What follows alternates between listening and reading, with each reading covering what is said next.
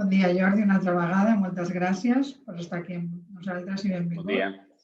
Aquest és un webinar que ja saps que tenim moltes persones inscrites. Avui parlaràs, per qui no coneixi el Jordi és professor col·laborador del col·legi i avui parlarà de l'article 38 de la llei del contracte d'assegurança, que com diu ell és molt desconegut i que ens ajudarà molt per la valoració de danys que a vegades fa una companyia i que els nostres clients no estan massa contents.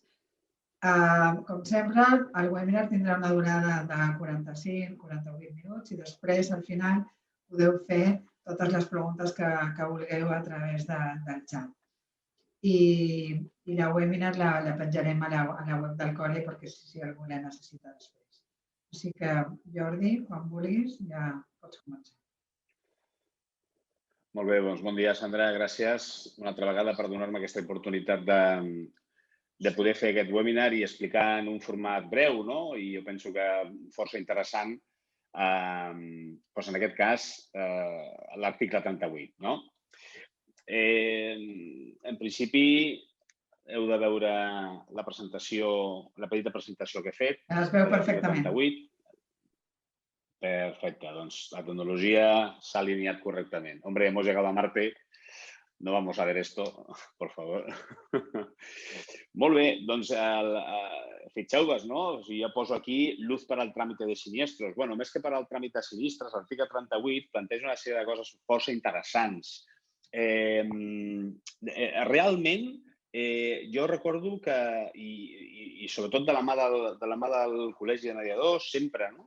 I també, quan jo treballava a companyia, la veritat és que l'article 38 sempre ha sigut un article molt dens, molt complex d'entendre i que a la mateixa vegada ha sigut molt desconegut, però que a mesura que ha anat passant el temps i hem pogut posar-ho en valor, jo crec que ho estem treballant bé i estem veient totes aquelles oportunitats que ens dona i totes aquelles obligacions que ens dona per tal de, si més no, poder elegir el moment o el sinistre adequat per posar-ho en valor. Perquè l'article 38 sempre el tenim com aquell article, l'únic article que la llei del contracte d'assegurança parla dels pèrits d'assegurances, però fixeu-vos que parla dels pèrits d'assegurances, però d'una forma, o sigui, donant, que això ho explico en el dia d'avui, donant l'oportunitat al client de donar-li una garantia jurídica en el cas que no estigui conforme per unes determinades causes. D'acord? Llavors, l'article 38 el coneixem per la terceria pericial i planteja el fet que si vostè no està d'acord pot nombrar un pèrit i aquest pèrit s'ha de posar d'acord amb el que la companyia ja ha enviat. Per tant, el pèrit que envia la companyia, ja tenim aquí una. El pèrit que envia la companyia és el pèrit de la companyia. No és el pèrit del client, no és el vostre pèrit, és el pèrit de la companyia.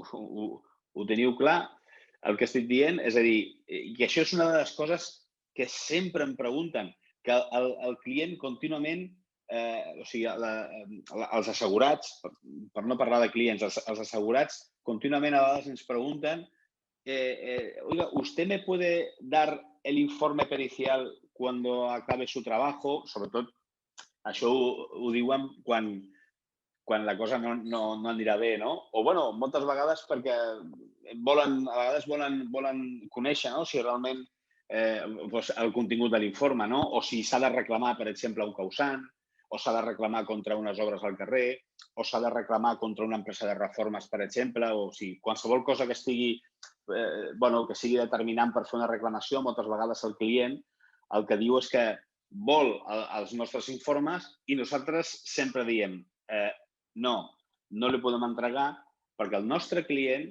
és la companyia. Li fem un peritatge al domicili, al local, a l'empresa, on sigui, però el client és la companyia. Per això, a l'article 38, en realitat, quan es parla de la terceria de l'article 38, el que estem dient és que, clar, aquesta terceria s'activa quan el pèrit de la companyia que ha anat i el pèrit que ha seleccionat el propi client no s'han posat d'acord. És a dir, és un segon pas. La terceria pericial, en realitat, és un segon pas on els pèrits, com que no es posen d'acord, seleccionen amb un tercer pèrit, i per això es diu, o li diem la terceria, no és que es diu, li diem la terceria, llavors aquí s'activa un tercer pèrit, que aquest tercer pèrit diu la seva. Però encara i així, fixeu-vos que ja tenim 3 pèrits, el propi article 38 planteja la possibilitat de que es pugui reclamar amb un pèrit judicial i es pugui donar intervenció amb un quart pèrit. A veure, això particularment és una de les coses que a mi no m'agrada, perquè diem, ostres, en quina posició acaba la professió pericial, no? Asseguradora, quan hem tingut que anar fins al quart pèrit, que és possible que digui una altra cosa. Dius, hòstia, tan complicat és, no? Ha sigut tan complicada la cosa. Bé, la terceria pericial està clar que el que planteja, o sigui, històricament, ja et dic que el que planteja l'article 38 i el que nosaltres normalment coneixem, vaig a posar aquí, vale, és això, no? La terceria pericial. Que és veritat que és molt conflictiu perquè jo coneixia inclús caps de sinistres que havien manuscrit, o sigui, fulles de ruta de com aplicar l'article 38 quan un assegurat que no sé per què, doncs havia dit a la companyia... Sí. Jordi, perdona que t'interrompi, és que ja em comenten per al xat que ja... Si ho pots fer en castellà, que hi ha persones que no són d'aquí. Perfecte, sí, per descomptat. Vale? Gràcies, Sandra. Perdó, és que el xat, com que entraré al final, no... Però, vamos, gràcies. Sí, perquè és que el xat tinc que entrar exclusivament a mirar-ho. En principi entraré al final. ¿Vale? Bueno, pues lo que comento es que el artículo 38 del contrato de seguro pues decía que tiene este conflicto que incluso los directores de siniestros de las compañías escribían verdaderos manuscritos de cómo aplicar el artículo 38 porque en ocasiones había un cliente perdido que alguien le había dicho que tenía la posibilidad de reclamar a la compañía con un peritaje. Esto que antiguamente era una cosa... La compañía se le ponían los pelos de punta, las alarmas de la compañía, por favor, aparece un perito del cliente como que quiere reclamar. Esto hoy en día está bastante normalizado. Y yo os puedo decir, y además es decir, que tenemos la suerte de saber que tenéis compañeros y compañeras que están utilizando el artículo 38 para, sobre todo, para trabajar aquellos casos en los que se puede estimar que el cliente pueda tener una razón de reclamación y se hace de la manera correcta, que es utilizando este artículo. Es más, como yo os digo aquí, la experiencia procesal, es decir, muchas veces un cliente, quizás por su posición o quizás porque tiene una garantía de defensa jurídica o tiene unos abogados que le pueden seguir una reclamación. Sabemos que no todo el mundo, claro, no todo el mundo tenemos o tienen, o sea, yo no tengo, pero que hay muchos abogados que le están asesorando o no todo el mundo tiene estas compañías, por no decir nombres. Bueno, podemos hablar de ARAC, podemos hablar de DEPSA, pero podemos hablar de otras compañías que bueno, tienen estos abogados que asesoran, etcétera. Pero no todo el mundo tiene esa posibilidad. Entonces, a veces, podéis tener un asegurado que no esté conforme con una valoración de daños realizada en un informe pericial, que el artículo 38 se ciñe a las reclamaciones por cuantía, ¿de acuerdo? Aunque realmente no es de lo que yo quiero hablar hoy, fijaros, pero bueno, el artículo 38 se ciñe a las reclamaciones vamos a dejarlo aquí. Artículo 38. Son reclamaciones que es por cuantía. Es decir, yo no estoy conforme con los 1.500 euros, yo creo que son 2.500 euros, ¿vale? Yo no estoy conforme que me deprecien estos determinados bienes y yo creo que la cuantía no son 1.000 y tendrían que ser 3.000. Yo no estoy conforme, o sea, siempre con cuantía. Es decir, no vamos a plantear una reclamación invocando el artículo 38, se puede hacer, pero invocando el artículo 38 por un reúse, no procedería. Hay compañías que lo admiten porque, bueno, es la propia voluntad de la compañía y en la reclamación en sí misma está el trámite, pero no tiene sentido, por ejemplo, si un perito ha planteado un reúse por una garantía incluida en el contrato suscrito entre las partes, no tiene sentido activar otro perito para que acabe diciendo lo mismo, porque es posible que sea un tema de interpretación. Si es un tema de interpretación, las cuestiones de reúses, por ejemplo, deberían de reclamarse a la propia compañía en sí. Y si hay una cláusula abusiva o algo similar, pues se podrían plantear de otra manera.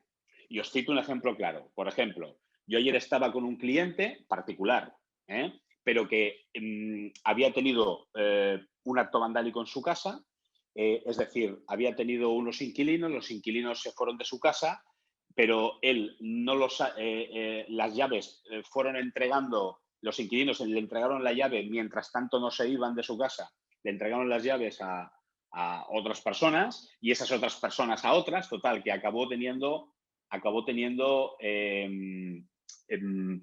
ocupas en casa, por decirlo, ¿no? Entonces, bueno, pues hubo actos vandálicos dentro de su domicilio, total, que en la póliza esa compañía pone que se incluyen los actos vandálicos, ponen que están incluidos los actos vandálicos, realizadas incluso por personas personas que entren a su casa por la fuerza o incluso sin fuerza, pero que le ocasionen desperfectos, ¿no? Y después, en reúses, rehúsa todo tipo de actos cometidos por personas que ocupen el piso de forma legal o ilegal. Entonces, si yo me pregunto, si tú tienes un artículo que cubre el acto vandálico y, ¿vale? Y le das cobertura y después excluyes y dices que cualquier persona que entre a tu casa de forma legal o ilegal, es decir, un inquilino o un ocupa, eso no tiene cobertura, entonces explicarme qué acto vandálico se puede cometer en mi casa. Es decir, a no ser que entre un jabalí, ¿vale? Que no es una persona, o que entre Superman y que nos rompa una ventana entrando por la ventana, no sabemos, es decir, este tipo de cláusulas que se pueden presentar abusivas y a lo mejor la compañía nunca ha parado a leerlo, ¿no? Pues esto no se podría reclamar por el artículo 38. Pero en la experiencia procesal sí que es verdad que no podemos hacer una reclamación a la compañía por el artículo 38 por cuantía sin antes haber intentado solucionar el problema por el artículo 38 con la propia compañía. Es decir, muchas veces cuando vamos a un tribunal, el tribunal cuando ve que son asuntos relacionados con compañías de seguros y es un tema de cuantía, lo que dice a los letrados es, vamos a ver, ¿ustedes han trabajado este conflicto por el artículo 38? Sí, perfecto. Pues las pruebas que se nos pongan aquí delante porque entonces seguimos con el proceso del artículo 38. Pero si no se ha trabajado el artículo 38 porque es una ley, la ley del contrato del seguro, que ya prevé esa discrepancia, los tribunales dicen, no, solucionen ustedes porque precisamente esa ley está para no ir a los tribunales, ¿lo veis? Porque si al final ir a los tribunales está claro que siempre podemos ir, ¿no? Al final siempre podemos ir a un tribunal para hacer una reclamación o para, o decirles, por ejemplo, reclamar o decir pues que no estamos conformes con una decisión de una compañía de seguros y tal. Lo que pasa es que, claro, si tenemos el artículo 38 que nos puede solucionar ciertos problemas relacionados con las cuantías y con lo que yo voy a decir ahora, pues parece absurdo, ¿no? Bueno, esto es un poco el preámbulo de lo que yo os quería comentar. Pero en realidad, el quid de la cuestión de lo que yo sobre todo quería hacer un poquito más de énfasis y sobre todo quería destacarlo, es yo decía que lo que es más interesante del artículo 38 no es la tercería. Claro, yo aquí os digo que el legislador quiere abundar en la seguridad jurídica del más débil. Quiero decir que lo que os he comentado, que el artículo 38 prevé en la tercería pericial el perito de la compañía, el perito de parte, un tercer perito y un cuarto perito. Es decir, que por eso digo que el legislador, cuando la tercería pericial parece que sea tan compleja, con tantas fechas y con tantas... Bueno, pues lo que quiere es la seguridad jurídica para el más débil, que es el asegurado. Pero digo, lo más interesante para nosotros no es, precisamente, no es la parte de la tercería pericial. Yo creo que lo más interesante del artículo 38, aquí tenemos el artículo 38 completo, ¿de acuerdo? Simplemente lo pongo, no os asustéis, simplemente lo pongo para que quede, para que lo tengáis aquí. Igualmente es copiado literal, ¿eh? Es muy fácil, vais a la ley y lo veis lo mismo. Pero bueno, para que lo tengáis en la presentación y sea más cómodo. Bueno, lo más interesante del artículo 38, insisto, es justamente lo que tenemos de esta zona para arriba. Para mí, no es lo que tenemos de esta zona para abajo.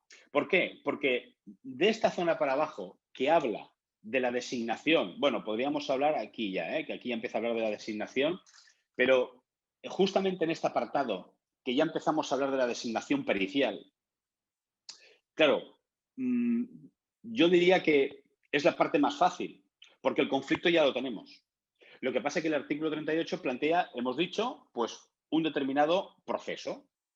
Perito de compañía ha dicho 1000, cliente no está conforme, vosotros analizáis el caso, porque, ojo, no tiene por qué tener siempre razón el cliente, y creéis que tiene razón el cliente, o simplemente por el hecho de ser la mediación, queréis darle la oportunidad de su defensa. Y se designa de parte a otro perito. Y entonces empezáis el proceso.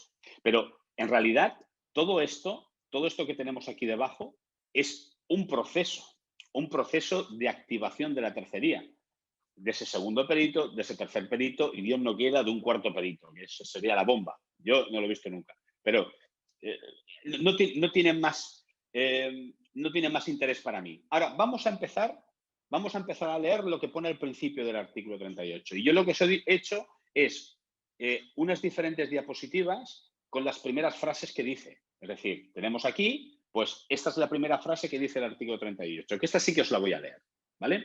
El artículo 38 comienza a decir de esta manera, porque el artículo 38 no empieza con el proceso de tercería. Lo que pasa es que leemos al principio y muchas veces leemos palabras, pero no sabemos el calado que tienen. Dice, una vez producido el siniestro, estoy leyendo textualmente, artículo 38 al inicio, una vez producido el siniestro y en el plazo de 5 días a partir de la notificación prevista en el artículo 16, el asegurado o el tomador deberán comunicar por escrito al asegurador la relación de los objetos existentes al tiempo del siniestro, la de los salvados y la estimación de los daños. Fijaros que parece que está hablando en chino en relación a lo que se hace actualmente. Porque, ¿qué hace un asegurado cuando os comunica un siniestro? ¿No? Pensad, llega a la oficina, dice, me ha aparecido agua por debajo del mueble de la cocina y se me está dañando el mueble y el vecino de abajo, por ejemplo, se ha quejado. O no, simplemente, pues tengo agua que me está saliendo, he tenido que cerrar la llave de paso y, bueno, pues os comunica el siniestro. ¿Y vosotros qué hacéis acto seguido? Pues llamáis a la compañía o por internet se apertura el siniestro y la compañía pues empieza el proceso. ¿La compañía qué hace? Pues envía reparadores. Si es un importe o si vemos que se complica mucho la cosa o si el importe de reparación supera cierto nivel de autonomía, pues dan intervención a un perito, bueno, o no. Pero claro, fijaros que hay una serie de cosas aquí. Una vez producido el siniestro, ¿qué no estamos haciendo? Y me paro.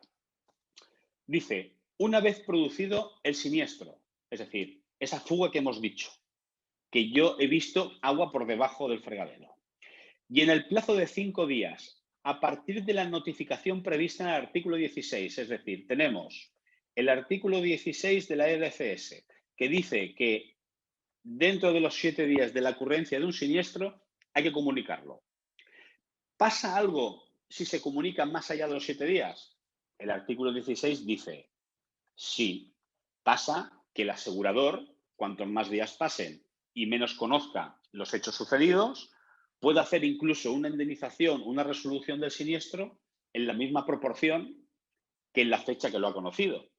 Bueno, nosotros, por ejemplo, nos están entrando siniestros de una compañía de seguros para que tramitemos de forma telemática, a distancia, de enero del 2020. Imaginaros, si han pasado 7 días desde enero del 2020. Bueno, tenemos que hacer ese trámite. Pero el artículo 16 también dice que el asegurado deberá colaborar todo lo posible para resolver el siniestro, porque si no, también sí que puede pasar algo. Es decir, que la compañía puede acabar diciendo o puede acabar determinando en la negativa de la tramitación del mismo por desconocimiento. Entonces, el artículo 16 va de la mano en el artículo 38 en cuanto a los 7 días. Pero lo que dice el artículo 38 es que, como mucho, en el plazo de 5 días a partir de estos 7, o sea, dentro de los 13 primeros días de la ocurrencia del siniestro, bueno, 12, a partir del siniestro, el asegurado o el tomador deberán comunicar por escrito al asegurador la relación de los objetos existentes. ¿Eso a qué os suena eso? Os suena a preexistencia, ¿verdad? Lo que quiere el legislador, lo que quería el legislador en ese momento es que el asegurado no solamente está obligado, porque esto es de obligado cumplimiento. El artículo 38 no plantea que el asegurado puede comunicar o debería. No. Lo que dice el artículo 38 es que en el plazo de 5 días a partir de la notificación prevista en el artículo 16, es decir, tenemos máximo 7 días, tenemos máximo 5 días, como máximo 12 días, el cliente, el asegurado, vuestro asegurado o vosotros por su cuenta, porque aquí habla del asegurado, el tomador y vosotros, por escrito se tendría que dar una relación, ¿vale? Comunicar por escrito la relación de los objetos existentes al tiempo del siniestro, la de los salvados, es decir, dentro de la preexistencia lo que está bien y la estimación de daños y los que están mal. Esto por escrito. Yo os pregunto y os hago la reflexión, con todas las dificultades de hacerlo en un webinar que tenemos este monólogo, pero por lo menos ahora hasta la parte final. Pero esto no suena que si yo tengo que presentar, por ejemplo, un escrito a la compañía de los bienes que yo tengo, si tengo que presentar un escrito de lo que está bien y de lo que está mal, ¿no suena a que inicialmente un presupuesto de reparación podría servir? Sobre todo para los que están mal. Es más, yo os diría, si el cliente, cuando declara el siniestro, nos presenta un presupuesto de reparación, ¿no sería correcto? Yo os voy a poner un ejemplo, os pongo mejor ejemplos. Os llega el cliente y os dice, mira, el viernes por la tarde me saltó el diferencial de casa. Olía quemado, llamé a un lampista, me vino, vio que un magneto térmico estaba averiado, me lo cambió, le pagué la reparación y hoy es lunes, me ha dado la factura y aquí tienes la factura por si me cubre por la garantía de daños eléctricos, ¿vale? Claro, el cliente, en realidad, cuando la compañía recibe esa factura, porque la compañía poco va a ver, si va a ver el siniestro, claro, eso, la reparación ya está hecha, podrá comprobar si el cuadro cumple con normativa, por ejemplo, si envía un perito, si el cuadro está en normativa, si la instalación aérea es aérea y está en mal estado. O sea, se podrán ver muchas cosas, pero la verdad es que el cliente ya ha reparado. Entonces, tenemos un siniestro que ha presentado factura. Es más, nos ha presentado factura que la compañía debe de recoger y debe de tramitar como si fuera un siniestro, pero es más, sin saberlo, porque sin saberlo, se ha cumplido con lo que dice el artículo 38. En cuanto a los bienes que se han salvado, estamos hablando de la preexistencia.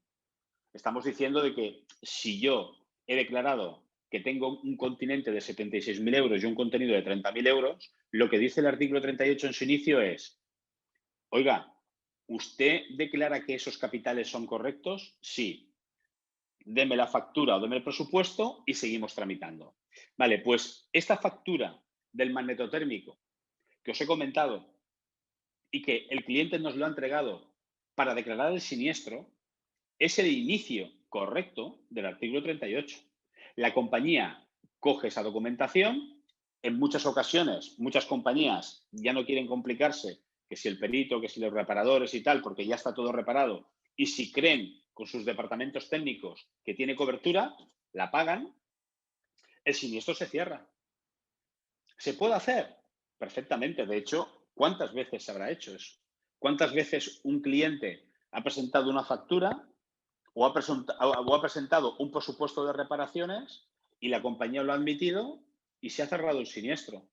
Pero se ha cerrado el siniestro porque el inicio del artículo 38 ya prevé que el cliente, cuando me comunica el siniestro y en un plazo de 5 días, a partir de ahí como mucho, si no es en el mismo momento, me ponga delante de la mesa todos los bienes dañados, todos los bienes que están a salvo, que es la preexistencia, pero te dice la estimación de los daños. De hecho, cuando vamos a comisaría para poner una denuncia de robo, la policía nos dice, ¿cuánto cree usted que valen esas piezas? ¿Por qué?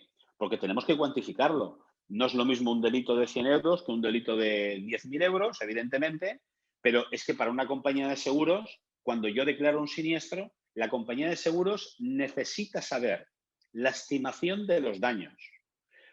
¿Por qué eso no se solicita o por qué eso no se hace comúnmente?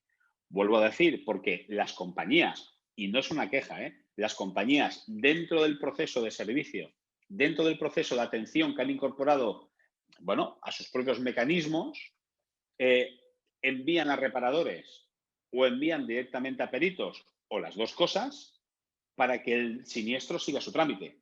Y el cliente ha admitido, y digo el cliente, y por no decir todos vosotros y vosotras, habéis admitido como bueno ese trámite, porque, bueno, es la parte cómoda. Sabéis, bueno, sabéis o no lo sé, pero en países del norte de Europa este procedimiento no existe.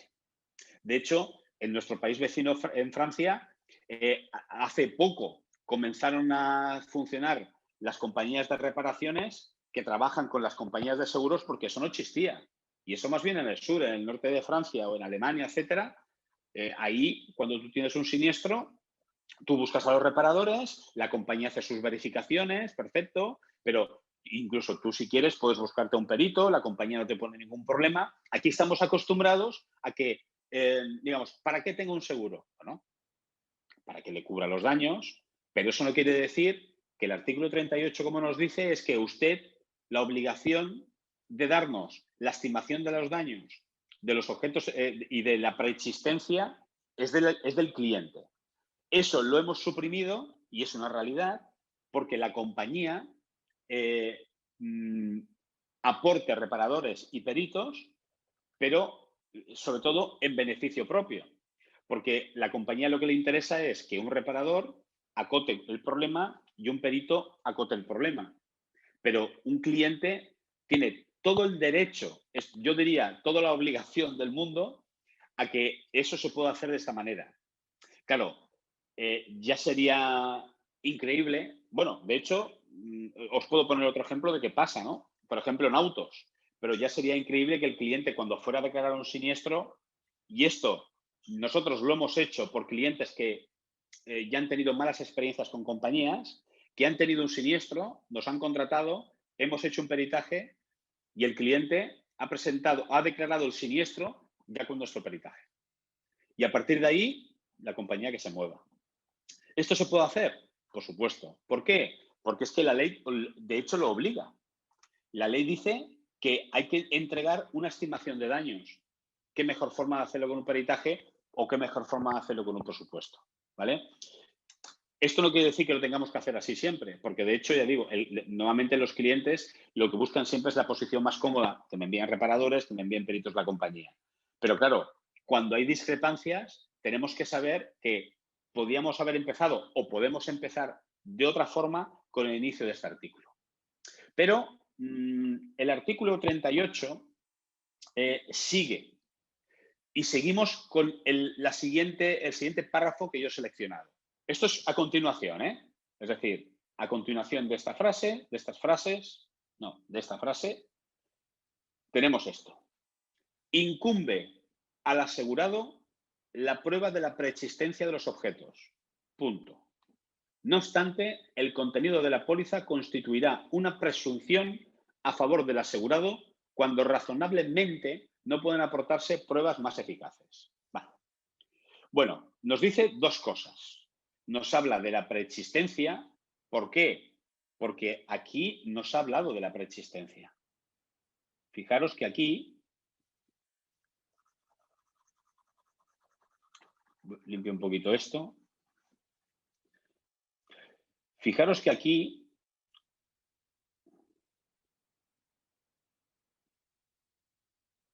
ya nos habla de la preexistencia. Comunicar por escrito al asegurador, no he seleccionado bien la pluma, comunicar por escrito, vamos a ver, Jordi.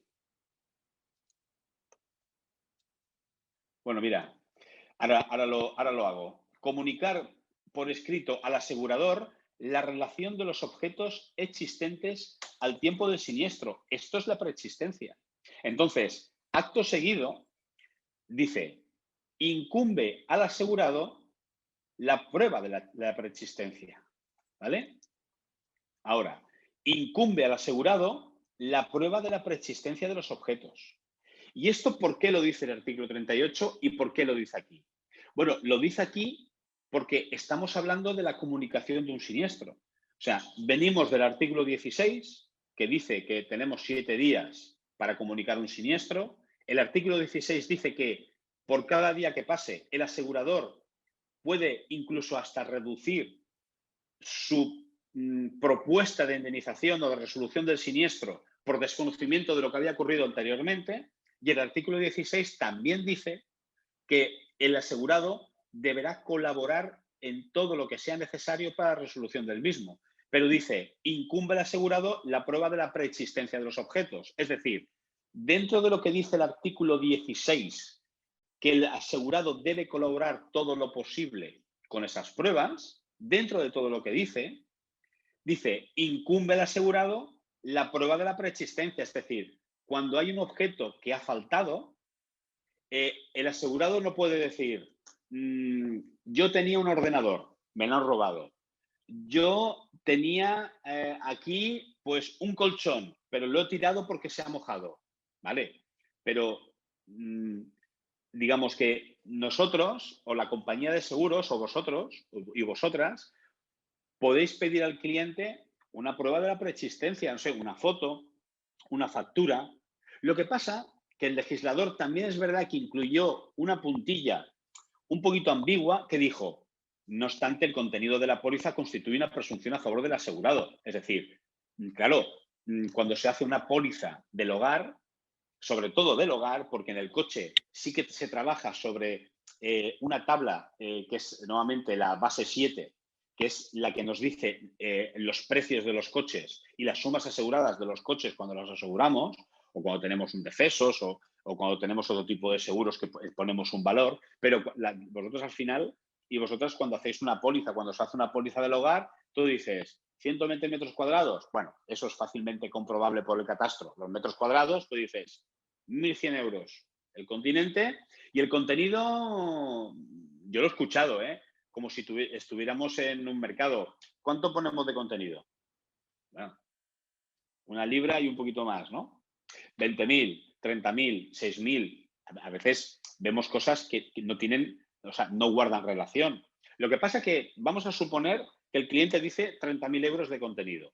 Claro, lo que dice el artículo 38 es: el contenido de la póliza constituye una presunción a favor del asegurado. Es decir, una compañía puede decir que no puede ser que el asegurado tuviera un ordenador, o no puede ser que el asegurado tuviera un colchón, o no puede ser que el asegurado tuviera tantas joyas. Bueno, puede decirlo con un informe pericial, seguramente no muy objetivo, diciendo que en base a la calidad de la vivienda y del nivel de vida de sus asegurados, pues que puede pensar que ese ordenador, esas joyas no existían. Pero el hecho que dice el artículo 38 es que la póliza, y es lo que vosotros y vosotras tenéis que pensar, la póliza constituye una presunción a favor del asegurado. Esto lo dice el artículo 38. El artículo 38 que pensábamos que solo hablaba de tercería.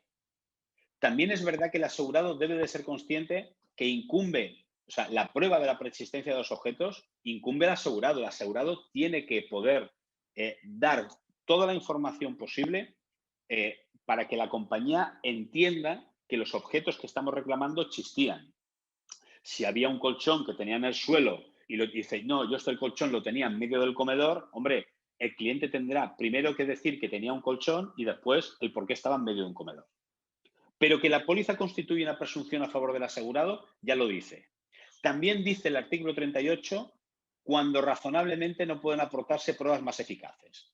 ¿Y esto qué quiere decir? Y ha habido sentencias. Claro, yo, por ejemplo, tenemos un robo, el artículo 38, tenemos un robo y la compañía dice que no paga una joya porque no ha demostrado el asegurado su preexistencia. Esa joya, vamos a suponer, que es una herencia familiar que viene de 2 generaciones anteriores.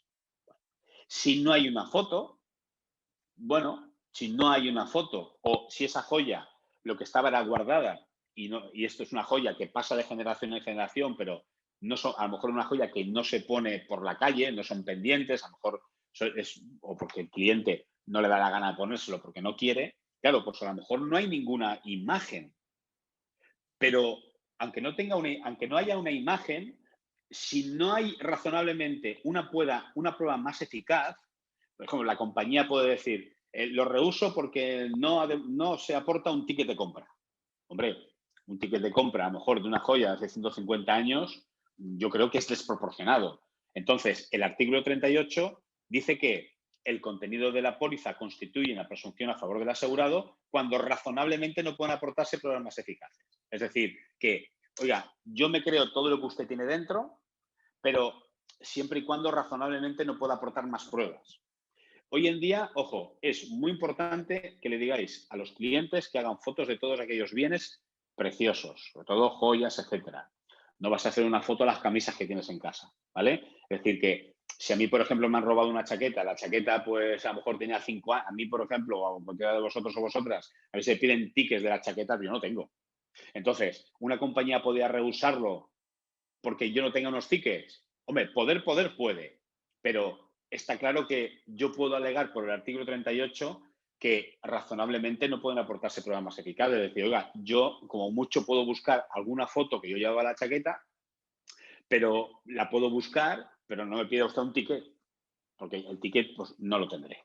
Entonces, ojo porque el artículo 38 en estas 2 frases es muy importante por todo lo que os hemos explicado, ¿vale? Entonces, seguimos en el artículo 38. Esto es acto seguido, Antes hemos comentado que un cliente puede aportar una factura de una reparación de un mal térmico o incluso un cliente puede decir que le han atracado en la calle, ha puesto una denuncia y que lo que le han robado es una cadenita que su valor calcula que es unos 100 euros. Bueno, pues hay compañías que con ese tipo de importes y con ese tipo de sucesos lo que hacen es coger la declaración que hace el cliente o coger la factura que entrega el cliente y liquida el siniestro. ¿Eso se puede hacer? Sí. ¿Porque la compañía le da la gana? Bueno, porque el artículo 38 lo dice. Si las partes se pusieran de acuerdo en cualquier momento sobre el importe y la forma de indemnización, el asegurador deberá pagar la suma convenida o realizar las operaciones necesarias para reemplazar el objeto asegurado si su naturaleza así lo permitiera. Es decir, el cliente llama y dice, se me ha roto un cristal. ¿Qué hace la compañía? Envía un cristalero y lo cambia. ¿Es correcto? Sí. ¿Por qué? Bueno, por lo que estamos viendo. No se envía perito, no se verifica, habrá sido verdad, por qué se ha roto el espejo, a ver si la ha roto él con una escalera o porque, ¿verdad que eso no pasa? No pasa porque el artículo 38 ya da la potestad, primero porque la compañía es soberana y puede elegir en qué momento le da a un cliente más de lo que le toca. Yo siempre he dicho, yo siempre soy un defensor de que a un cliente, o sea, no nos debemos enfadar si a un asegurado la compañía le da más de lo convenido. O sea, yo creo que aquí, o sea, nosotros aquí no nos tenemos que enfadar. ¿Dónde nos tenemos que preocupar? Es si a un asegurado la compañía le da menos de lo acordado. Es decir, si yo tengo en el contrato una limitación, unas especificaciones y el siniestro podría estar cubierto o el límite podría estar cubierto, pues lo que está claro es que aquí es donde tenemos el problema, pero aquí nunca. Entonces, hay muchos siniestros que se solucionan de esta manera. El asegurador envía a un reparador, repara. Y ni se investiga, ni se dice nada, o un cliente presenta una factura, se repara, no pasa nada. Se entrega a la compañía lo paga, se acaba el siniestro. Pero esto pasa porque el artículo 38 lo dice, ¿vale? Y actos seguidos donde empezamos con la tercería, lo he dejado aquí. Entonces dice, si no se lograse el acuerdo dentro del plazo previsto en el artículo 18, cada parte designará, que es los 40 días, etcétera, cada parte designará un perito, debiendo constar por escrito la aceptación de estos, ¿vale? Es decir, claro, si la compañía envía un perito y dice cuantía y después yo no estoy de acuerdo, pues entonces el asegurado tiene que enviar una designa de otro perito, ¿vale? Si una de las partes no hubiera hecho la designación, estará obligado a realizarla los 8 días siguientes a la fecha en que sea requerida por la que lo hubiera designado el suyo. O sea, tenemos 8 días para realizar una designa, ¿vale? Es decir, en el momento que una parte comunica una designa pericial, la otra tiene 8 días. Si el asegurado comunica, la compañía tiene 8 días. Si la compañía comunica, el asegurado tiene 8 días. De no hacerlo en este último plazo, se entenderá que acepta el dictamen que emita el perito. Es decir, si un asegurado presenta un informe pericial y dice que este es el informe y esto es la resolución, la compañía tiene 8 días para designar un perito y determinar. Si no lo hiciese, quedaría vinculada por la peritación realizada. Yo por eso os he puesto este tramo de artículo 38, porque, bueno, creo interesante que sí que podamos utilizar estos 8 días siempre que, bueno, sea un beneficio también para vuestro cliente. También es verdad que las compañías de seguros son bastante flexibles a la hora de recepcionar reclamaciones por el artículo 38 cuando han pasado más allá de los 8 días. Es decir, podemos que es verdad que una compañía de seguros rara vez os dirá que no por el hecho de haber pasado 8 días desde por ejemplo, un peritaje, de haber hecho un peritaje, etcétera. Normalmente la compañía de seguros admite la reclamación. Otra cosa es que la compañía de seguros bueno, os quiera hacer caso o quiera estimar la reclamación que dice vuestro cliente. Por tanto, para mí, lo más interesante del artículo 38 es justamente lo que pone aquí delante. Un asegurado, en realidad, estaría obligado a presentar estimación de daños, qué bienes se han dañado y con la estimación de daños, cuál es el presupuesto para reparar esos bienes. Que eso no se hace, pero no quiere decir que no se pueda hacer y que depende de qué cliente o depende de qué situación, podemos tomar la delantera. Si no la tomamos, no pasa nada. El artículo 38, posteriormente, empieza pues todo lo que es el debate de cómo se inicia esa tercería pericial. ¿De acuerdo? Entonces, yo lo que, bueno, tengo que decir que durante este año creo que hay un curso del artículo 38, que creo que lo extendemos un poquito más, hablamos un poquito más del artículo 38, o hemos dado 4 pinceladas y si os parece bien, pues vemos un poco abrimos el chat para aquellas preguntas que podáis tener o aquellas dudas que podáis tener de lo que hemos comentado. ¿Vale? He abierto el chat, ¿de acuerdo? Vamos a ver.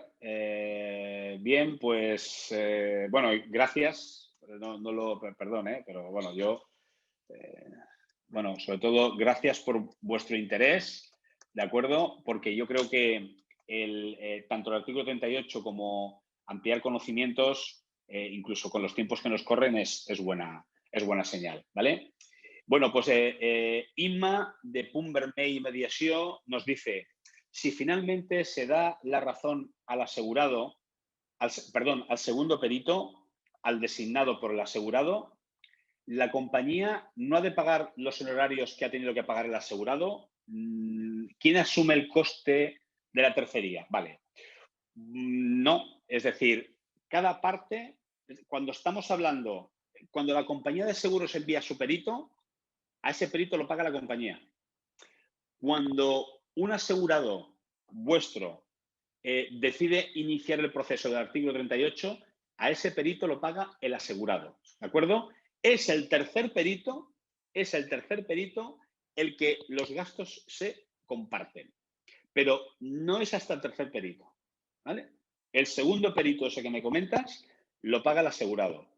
Aunque dices que al final la compañía decida pues darle la razón a ese segundo perito, ¿de acuerdo? O bueno, más que darle la razón, porque los dos hayan hecho un acta de conformidad y la compañía pues diga que esté de acuerdo.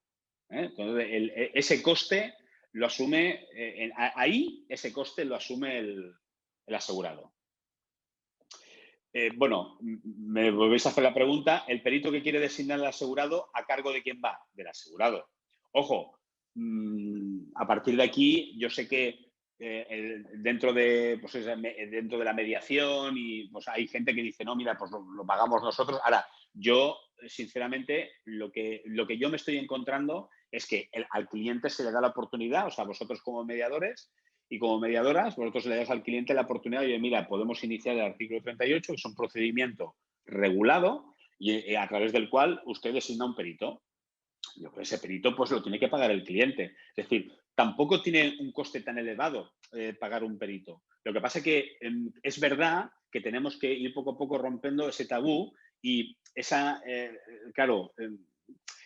pago que parece como que el cliente tiene que hacer y que no lo debería de tocar. Pero claro, yo lo que planteo es lo siguiente. Si hubiéramos empezado con un peritaje del propio cliente, pues a lo mejor las cosas hubieran ido de otra manera, ¿no? Es decir, está claro que no podemos intentar cambiar las cosas de buenas a primeras, pero sí que está claro que el cliente debe de conocer pues, el funcionamiento, ¿no? Bueno, ¿a partir de qué importe, Isidra Martínez dice, a partir de qué importe del siniestro sale a cuenta contratar perito del asegurado? O mejor dicho, ¿cuál es el coste mínimo del peritaje de un siniestro del hogar, por ejemplo? Bueno, claro, buena pregunta. Hombre, vamos a ver, yo no os puedo decir lo que os va a cobrar un perito, porque primero que la ley de la competencia ya prohíbe que haya precios comunes, ¿no? O sea, hay libre competencia, por lo tanto, cada profesional pone sus importes. Yo sí que es verdad, es cierto que hay profesionales que, bueno, ponen una serie de importes, pues a lo mejor a partir de 150 o 200 euros, que claro, cuando un perito te dice que ya te cobra a lo mejor 150 o 200 euros y estás hablando de una diferencia pericial, o sea, que la compañía a lo mejor le quiere pagar, perdón, al cliente 1.000 euros y vosotros queréis luchar 1.300, o sea, 300 euros de diferencia, claro, si tienes a un perito que ya prácticamente te va a cobrar esa diferencia, pues hombre, resulta un poco frustrante, ¿no? Oye, pues para que me quede como estoy, y por eso muchas veces, claro, cuando se incurren en costas, la gente pues, o la compañía también es verdad que ahí juega un poco con la necesidad de la gente en cuanto a la diferencia del importe que hay entre lo que podría haber ganado y los costes que tiene para llegar a ese nivel, a ese reto, ¿no? Bueno, yo os podría decir que tendríais que valorar la diferencia que hay entre lo que el cliente quiere quiere reclamar, ese importe y los costes de un perito. A ver, los costes de un perito, ya te digo, depende del siniestro. Si estamos en una industria, pues evidentemente el coste pericial pues será mucho mayor que si estamos en una vivienda. Pero si, por ejemplo, un coste pericial puede rondar desde los 80 a los 160 euros, pues hombre, si tenemos una reclamación y la reclamación, por ejemplo, la reclamación supera los 600, 700, 800 o más euros, pues a lo mejor sí que valdría la pena, ¿no? Es decir, que, por eso digo, yo me he encontrado casos donde por ejemplo, he trabajado casos cuando la diferencia era muy importante. Es decir, que cuando realmente valía la pena. Claro, depende, o sea, al final también es verdad que vosotras y vosotros tenéis que pensar que tenéis que hacer una acción. Eso es una acción muy importante. El artículo 38 es una acción muy importante que abunda en los derechos del asegurado y que vosotros al cliente no le estáis ofreciendo agua de borrajas o humo, o decir, bueno, oye, yo sé de una forma, tengo una fórmula. No, una fórmula nada. O sea, el artículo 38 de la ley dice que usted puede hacer esto, esto, esto y esto. Y la compañía tiene que saberlo. Las compañías de seguros cada vez más tienen que saber que el artículo 38 es una cosa que puede presentarse encima de la mesa y tienen que tramitarlo.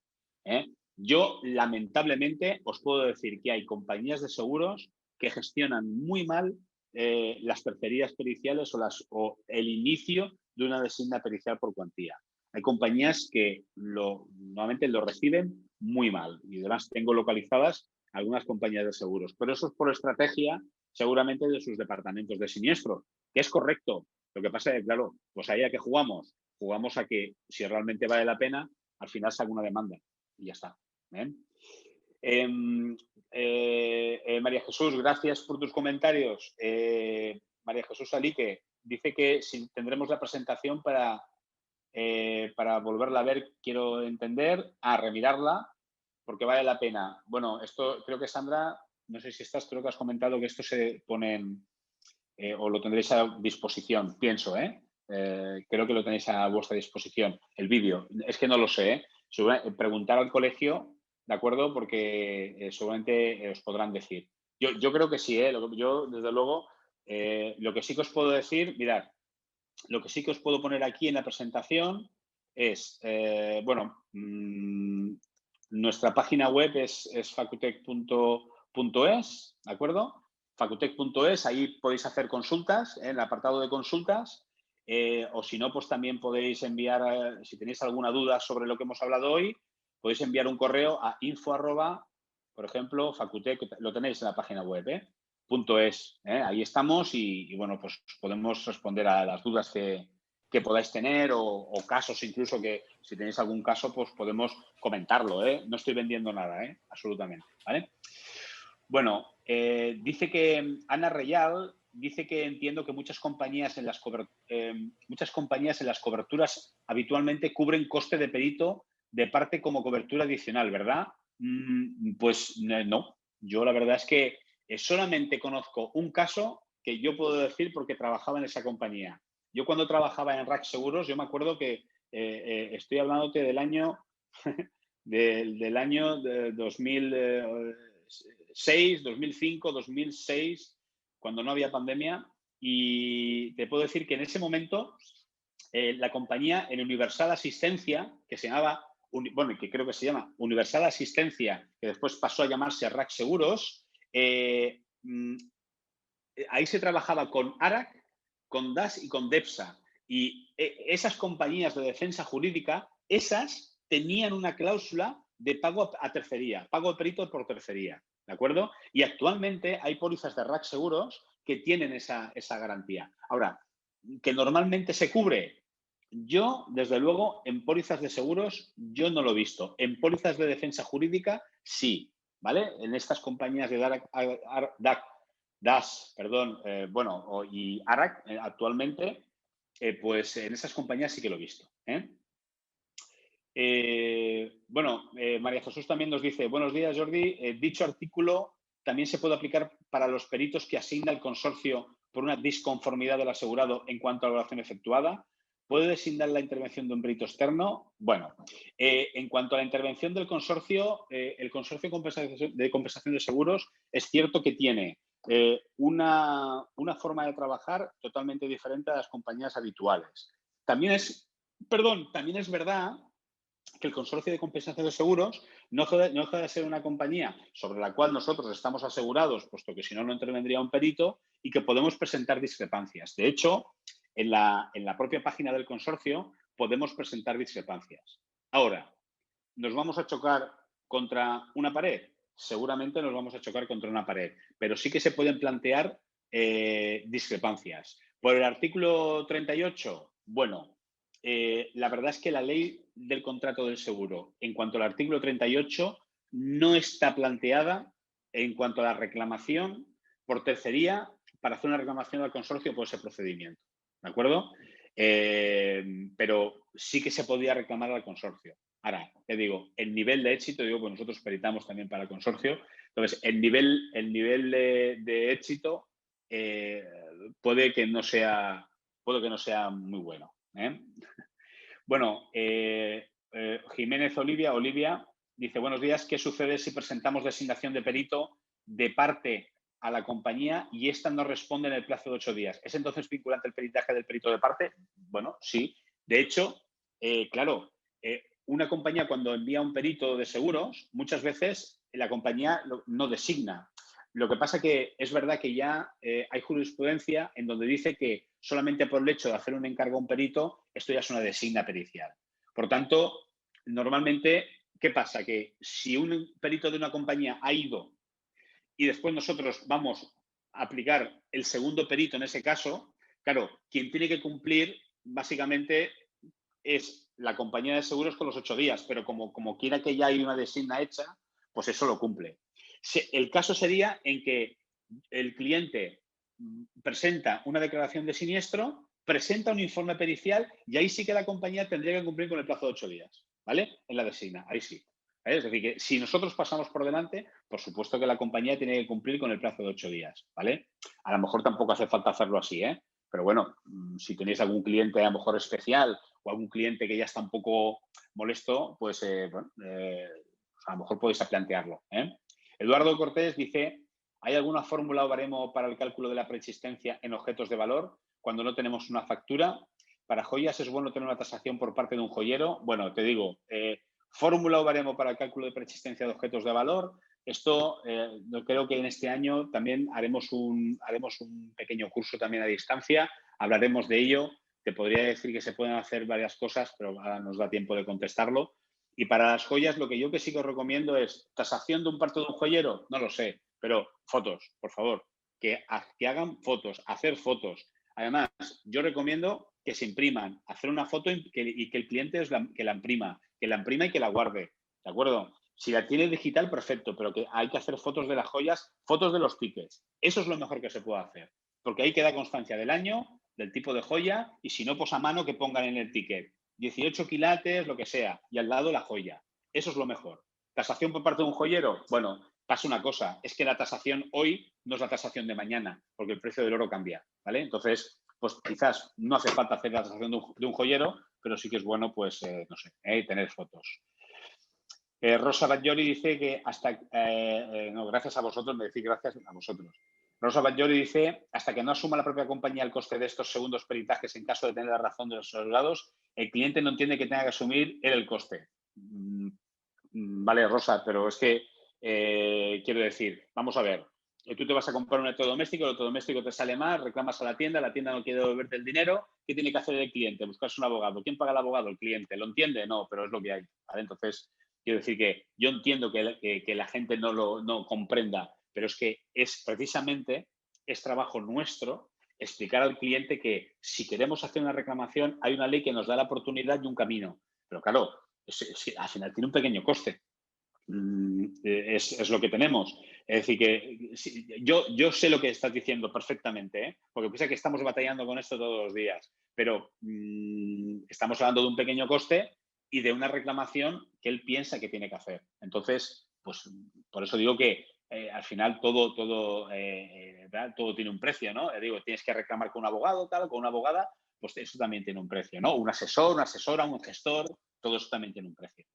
Si se pide, por último, por favor, Silvia Brick, y gracias que me estáis dando las gracias, pues gracias a vosotros y yo me alegro que os haya gustado. Silvia Brick dice, si se pide aplicar el artículo 38, mientras no se llega al acuerdo, el asegurado puede cobrar de momento el importe que propone la compañía y se deja pendiente la diferencia. Claro, lo que dice Silvia es, del importe que hay acuerdo, se puede cobrar, no es que se pueda, es que se debería de cobrar, porque hay un acuerdo. Si estamos de acuerdo en 1.000 y estamos discutiendo 300, pero estamos de acuerdo en 1.000, hay que hacer el pago mínimo. Eso es lo que la compañía, hacer el pago mínimo conocido. Si la compañía si estamos todos de acuerdo que son 1.000 euros porque yo reclamo 1.300 y la compañía ya ha pactado 1.000, pues estamos conformes en que estamos de acuerdo en 1.000. Si estamos de acuerdo en 1.000 euros, hombre, pues esos 1.000 euros se tienen que abonar. De hecho, yo creo que muchas compañías hacen ese abono. Si no lo hacen, se tiene que hacer, ¿vale? En cumplimiento del artículo 18 de la Ley de Contrato de Seguro. ¿De acuerdo? Pues si no tenéis ninguna pregunta más, ya estamos fuera de la hora. Ha salido fuera de la hora, pero es que ha sido muy interesante y yo creo que de gran ayuda para todos. La verdad es que tengo que decir que hemos batido récord de asistentes hoy, ¿eh? Estábamos en los 150 personas, o sea que puedes sentirte muy orgulloso por tu webinar. Moltes gràcies a tots. Ens esperem al pròxim webinar que farem al col·legi i qualsevol cosa ja teniu el contacte del Jordi també. Gràcies, Jordi. Gràcies a vosaltres. Ciao, que vagi molt bé. Ciao.